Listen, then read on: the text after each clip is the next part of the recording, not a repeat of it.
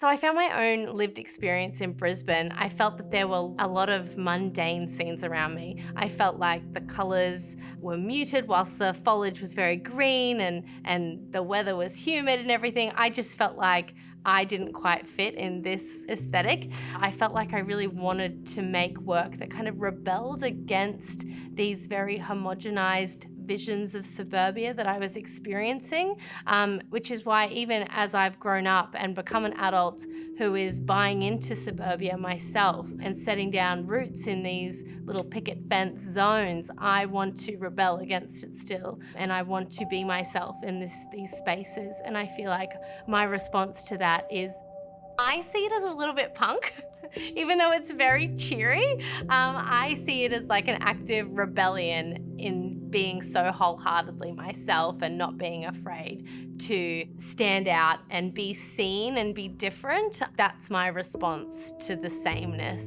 And I would love to encourage other people to connect to their surroundings like that as well. I hope there's something for everyone in this installation. I think that I want people to come in here and hopefully connect with something from their own past, or also connect to a sense of longing in their present. I love that a lot of people who have walked through have been like, oh, I remember having that, or, I remember being in my year 2 art class and playing with these materials, and how that storytelling and that sort of thing starts to come out in people. And I'm hoping that it taps into something that maybe has remained untouched for some time. I feel like nostalgia and dream and memory and portals are for everyone.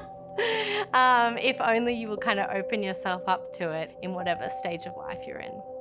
I found that really exciting actually when I saw the show in its entirety. It made me feel like quite connected to the other artists, made me feel like not alone in my experience as well, and like, oh, so there is something going on here with like the tactile quality of the frames and the color palettes and even this lighting of this kind of shared experience. It's interesting now to reflect on what Brisbane has brought out in us as well as living artists in this space.